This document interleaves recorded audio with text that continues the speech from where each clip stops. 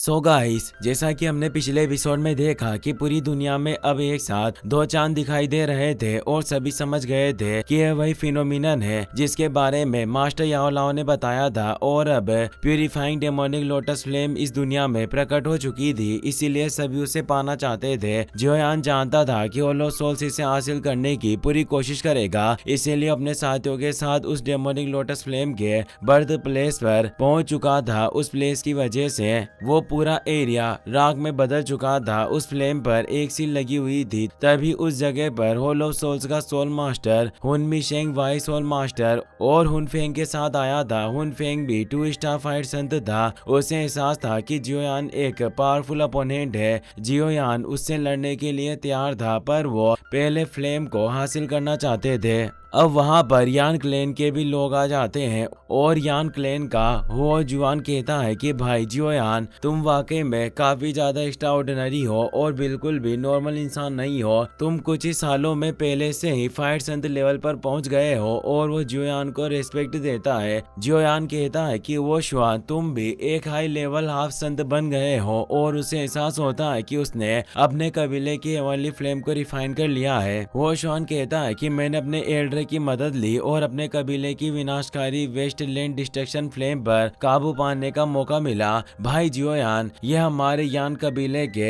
Elder हुओ याओ है जो 4 स्टार फाइट संत थे और उनके पास भी हेवनली फ्लेम मौजूद थी, पर उनके पास 16वीं रैंक की फ्लेमिंग क्लाउड वाटर फ्लेम मौजूद थी। जियोयान एल्डर हुओ याओ को रेस्पेक्ट देता है। जियोयान कहता है कि मैंने सोचा नहीं था कि सिर्फ इसी इलाके में 8 तरह की हेवनली फ्लेम मौजूद होगी। जो चीज कभी दुर्लभ थी आज वो कितनी आम हो गई है। सभी के पास हेवनली फ्लेम जो थी। तभी वहाँ जियोयान के आगे से बटरफ्लाई गुजरती है। जियोयान हैरान रह जाता है। जूनर की आवाज आती है कि यहाँ 8 से भी ज्यादा हेवनली फ्लेम है, क्योंकि जूनर के पास भी हेवनली फ्लेम थी। और अब एक खूबसूरत बटरफ्लाई के बीच एक पोर्टल खुलता है जिससे जियन बाहर आ जाती है, जो भी एक फायर संत बन चुकी थी। जियोयान जूनर को देखकर काफी खुश हो जाता है और वो दोनों प्यार भरी नजरों से एक दूसरे को देख रहे थे। दोनों एक दूसरे की तरफ आगे बढ़ते हैं। काफी दिनों बाद वो एक दूसरे को देख रहे थे और उन्हें अपने बचपन के वो पल याद आ जाते हैं जब वो साथ थे। तभी किंग यान खांसते हुए बाहर आता है और कहता है कि तुम दोनों बाकी लोगों को तो इस तरह नजरअंदाज मत करो। जियोयान उसे रेस्पेक्ट देता है। उनके साथ एक और एल्डर भी मौजूद है। जूनर वेनेरेट याओ लाओ को रेस्पेक्ट देती है। तभी उनकी नजर जियन पर जाती है, पर वो उसे नहीं पहचानती और कहती है कि ऐसा लगता है कि जैसे मैं तुम्हें जानती हूँ। जूनर कहती है कि क्या तुम मुझे भूल गई। वो तुरंत पहचान जाती है कि ये तो वही छोटी जियन है। जियन हमें जवाब देती है। जूनर बोलती है कि हम कई सालों बाद मिले हैं, सब में काफी बदलाव आ गए हैं और अब गु कबीले के एल्डर भी आगे आते हैं। जूनर कहती है कि हमारे गु कबीले के एल्डर गु नान हाई है जो मेरे साथ प्यूरिफाइंग डेमोनिक लोटस फ्लेम की जांच करने के लिए आए हैं, जो 4 स्टार फाइट संत थे। जियोयान उन्हें रेस्पेक्ट देता है, पर उन्हें देखकर एल्डर हुओ याओ बिल्कुल भी खुश नहीं थे। जियोयान पूछता है कि क्या गु क्लैन को भी इस हेवनली फ्लेम में दिलचस्पी है। इस पर एल्डर कहते हैं कि असल में ऐसा नहीं है, हमें अच्छे से पता है कि यह हेवनली फ्लेम किसी कैपेबल व्यक्ति को ही मिलेगी। हम बस यही चाहते हैं कि होलो सोल्स के हाथ नहीं लगनी चाहिए। जूनर जियोयान से कहती है कि इस यात्रा में तुम्हें इस काली आंखों वाले उस लड़के से काफी सावधान रहना होगा। उसका नाम हुन फेंग है जिसके पास डिवाइन ब्लड लाइन मौजूद है। वो उस हुनयू से भी कहीं ज्यादा ताकतवर है जिसका पहले तुमने सामना किया है, और जहां तक मुमकिन है वही अगला हुन कबीले का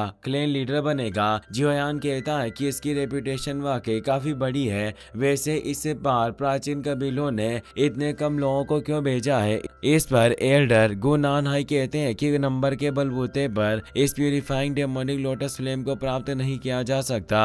अगर इस हेवनली फ्लेम की जगह में एक हाफ फाइट संत भी चला जाए तो वो बस अपनी जान ही बचा पाएगा। इसके अलावा वो कुछ नहीं कर कर सकता। जूनर भी कहती है कि हम सभी एशियन क्लैन के अपने अपने रूल्स हैं। 5 स्टार फाइट संत के ऊपर के एक्सपर्ट से बिना वजह हमला नहीं कर सकते, इसीलिए यहाँ जो भी आए हैं वो सभी 5 स्टार फाइट संत से नीचे के ही एक्सपर्ट है। जोयान कहता है कि यही वजह रही होगी कि जब मैंने होलो सोल्स की एक मेजर ब्रांच को नष्ट किया तो उन कबीले ने बदला लेने के लिए किसी बड़े एक्सपर्ट को नहीं भेजा। तभी तेज धमाके की आवाज आती है और अब बिजली की कड़क के साथ जमीन की गहराई से और भी कबीले के लोग वहां जाते हैं। एक एक करके सभी प्राचीन कबीले वहां पर आ चुके थे। तभी स्टोन यानी शी क्लैन का मेंबर शियाओ को देखकर खुश होता है, जो अपने कबीले के एल्डर के साथ वहां आया था, और वो जियोयान से कहते हैं कि भाई बहुत समय से हमारी मुलाकात नहीं हुई। तभी उनकी नजर गु कबीले पर पड़ती है, जिसे देखकर वो बिल्कुल भी खुश नहीं थे। न ही लेई कबीले के एल्डर खुश थे, क्योंकि कोई भी उन कबीले और गु कबीले को पसंद नहीं करता था। गु नानहाई कहते हैं कि एल्डर हो याओ, क्या आपको भी लगता है कि लिंग कबीले के गायब होने के पीछे हमारे गु कबीले का हाथ है? हो याओ कहते हैं कि इसके कोई सबूत नहीं है, लेकिन शक की सुई तुम्हारे गु और उससे हुन कबीले के ऊपर ही है, इसीलिए हमारा सतर्क रहना बेहद जरूरी है। और वो जल्दी से पीछे हट जाते हैं, जिससे उनके क्लैन मेंबर को भी ना चाहते हुए पीछे हटना पड़ता है। गु नानहाई निराश होते हैं, क्योंकि उन्होंने यान कबीले से ये उम्मीद नहीं की थी। जोयान पूछता है कि लिंग कबीले के गायब होने से सभी प्राचीन कबीलों के बीच काफी दूरियां आ गई है। जूनर कहती है कि लिंग कबीले के गायब होने के पीछे जरूर हुन कबीले का ही हाथ है, पर वे चाहते हैं कि हम एक दूसरे पर शक करें ताकि कभी एकजुट न हो पाए। गु नानहाई कहते हैं कि ज्यादा बोलने से कोई फायदा नहीं होगा, क्योंकि बिना सबूत के कोई भी हमारी बात नहीं मानेगा। हम जल्द ही उस हेवनली फ्लेम की जगह में एंटर हो जाएंगे। बस एक बार इस प्यूरिफाइंग डेमोनिक लोटस फ्लेम की सील टूट जाए और फिर हम अंदर जाकर उसे काबू करने की कोशिश करेंगे। तभी तेज ऊर्जा वहां पर इकट्ठा होती है और एक आवाज आती है, याओ लाओ, मुझे उम्मीद नहीं थी कि तुम जैसा निकाला हुआ व्यक्ति भी यहाँ आएगा और तुम एक फाइट संत भी बन गए। और अब एक पोर्टल खुलता है, जिससे याओ कबीले के 3 मेंबर बाहर आते हैं, जिनमें एल्डर याओ वानगुई था, जो 4 स्टार फाइट संत था। वहीं ये सब कर रहा था कि मुझे सचमुच तुम्हें देखकर हैरानी हो रही है। उनके साथ याओ तियान और याओ लिंग आए थे। याओ तियान 1 स्टार फाइट संत था और याओ लिंग हाफ फाइट संत थी। इन बातों की वजह से याओ लाओ को गुस्सा आ जाता है और वो कहते हैं कि तुम्हारी मेहरबानी की वजह से आज मैं यहाँ हूँ और काफी अच्छी जिंदगी जी रहा हूँ। जोयान मास्टर से पूछता है कि आखिर ये लोग कौन है? याओ लाओ बताते हैं कि ये याओ कबीले के लोग हैं और ये याओ वानगुई है, जो याओ कबीले में पनिशमेंट हॉल को संभालता है। इसके पास काफी पावर है। इसके एक शब्द से कबीले के किसी भी मेंबर की जिंदगी या मौत तय की जा सकती है, और बरसों पहले इसी ने बिना सच जाने मुझे एक ही पल में कबीले से बाहर कर दिया था। इसीलिए वो याओ वानगुई पर काफी गुस्सा थे। जोयान को भी उस पर काफी गुस्सा आता है और वो कहता है कि मास्टर आप चिंता मत कीजिए, आपका ही डिसेबल आपको न्याय दिलाकर रहेगा। जूनर भी जोयान के साथ खड़ी थी। याओ तियान ताना मारते हुए कहता है कि अच्छा, ये तो वही निकाला हुआ याओ चेन है, जिसने अपना नाम बदलकर याओ लाओ रख लिया था और कबीले ने इसे वापस आने का मौका दिया था, फिर भी इसने ही आने से मना कर दिया था। याओ वानगुई कहता है कि बाहर आने पर इसने थोड़ी शोहरत क्या कमा ली, ये खुद को बहुत ही बड़ा समझने लगा है, जो इतना घमंडी हो गया है। इसका घमंड तो देखो तुम लोग। याओ लाओ का खून खोल रहा था। ऊपर से याओ तियान पुचकारते हुए कहता है कि तुम्हारे इतने सालों की कल्टिवेशन के बाद भी तुम्हारी सोल पावर अभी भी लेट हेवनली स्टेट तक भी नहीं पहुंच पाई है। वास्तव में तुम्हारा टैलेंट काफी ज्यादा मामूली है। ऐसे कचरे को अगर एल्डर वानगुई ने निकाल कर बाहर किया तो वाकई काफी सही किया। ये वास्तव में सेंट्रल प्लेन्स जैसी छोटी जगह पर ही भटकने के लायक है। याओ लाओ को इससे काफी गुस्सा आ रहा था, क्योंकि सभी कबीले के लोग ये सुन रहे थे और उनकी बदनामी हो रही थी, पर इससे उन कबीले के लोगों को मजा आ रहा था। जूनर कहती है कि यह याओ कबीले का याओ तियान है, जिसे याओ कबीले की यंग जनरेशन का सबसे होनहार व्यक्ति माना जाता है। जोयान मुस्कुराते हुए कहता है कि इतने सालों की कल्टिवेशन के बाद भी याओ तियान तुम्हारी आत्मा लेट हेवनली स्टेट में ही अटकी हुई है। वास्तव में तुम याओ कबीले के नंबर 1 युवा का खिताब लेकर बैठे हो, लेकिन ये मुझे कुछ ज्यादा ही सस्ता लग रहा है। इससे याओ तियान का गुस्सा भी भड़क जाता है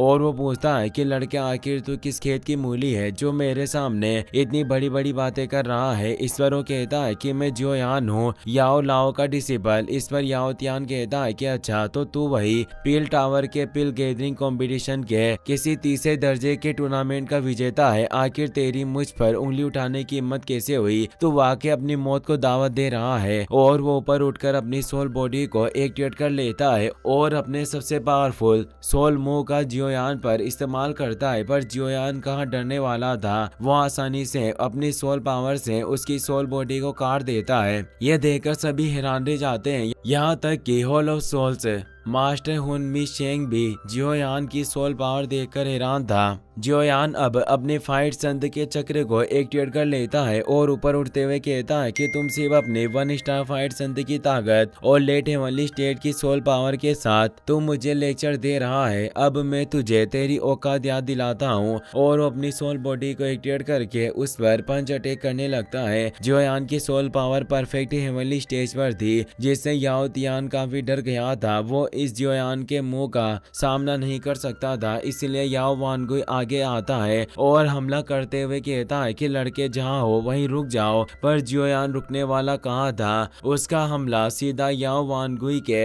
हमले से टकराता है। पर जियोयान की सोल पावर इतनी ज्यादा भयानक थी कि वो पूरी जगह ही हिल जाती है और याओ वानगुई भी जियोयान के हमले को रोक नहीं पाते और दूर फेंक दिए जाते हैं। याओ तियान हैरान रह जाता है क्योंकि जियोयान की soul power perfect heavenly stage पर पहुंच गई थी, इससे वो काफी डर गया था। तभी एक तेज एनर्जी के साथ जियोयान की सोल बॉडी उसके पीछे आ गई थी। वो और ज्यादा डर जाता है। जियोयान मुस्कुरा रहा था, वो समझ जाता है कि यह जियोयान का सोल अवतार है। जियोयान अपनी सोल अवतार से कहता है कि इसका मुंह तोड़ दो। सोल अवतार एक जोरदार थप्पड़ सीधे याओ तियान के गाल पर मारता है, जिससे उसका खून निकल आता है और वो दूर फेंक जाता है। पर जियोयान का सोल अवतार अपनी वैक्यूम पाम पावर से उसे अपने पास खींच लेता है और उसे जोरदार थप्पड़ मारने लगता है। वो इतनी ज्यादा थप्पड़ मारता है कि उसका पूरा मुंह सूजकर पकौड़े की तरह फूल जाता है और जियोयान एक लास्ट चाटा मारकर उसे जमीन पर पटक देता है, जिससे वो पूरी तरह से फैल चुका था। सभी जियोयान की पावर देखकर दंग रह गए थे। जियन याओ तियान को देखकर मुस्कुरा रही थी और कहती है कि ये बिल्कुल एक छोटे कछुए की तरह है। याओ वानगुई और याओ लिंग दोनों पूरी तरीके से हैरान थे। याओ लिंग समझ चुकी थी कि जियोयान काफी पावरफुल है। जियोयान का सोल अवतार वापस उसके पास आ जाता है और जियोयान उसे अपनी बॉडी के अंदर समा लेता है। याओ तियान इतनी बुरी तरीके से घायल हो गया था कि वो उठ भी नहीं पा रहा था। जियोयान उसे कहता है कि तुम सिर्फ एक कचरे के टुकड़े हो, आखिर तुम्हारी मेरे मास्टर का अपमान करने की हिम्मत कैसे हुई? याओ लाओ खुश थे, उन्हें अपने डिसिपल पर नाज हो रहा था। जियोयान आगे कहता है कि मेरा ये थप्पड़ तुम्हारे लिए एक सबक है और वो अपनी एनर्जी को चारों तरफ फैलाता है। इसी के साथ ये एपिसोड यहीं खत्म हो जाता है। अगर आपको ये वीडियो पसंद आया हो तो इसे अपने दोस्तों के साथ जरूर शेयर करें। साथ इस वीडियो को लाइक करने के साथ साथ चैनल को सब्सक्राइब जरूर कर लें। Thanks for watching.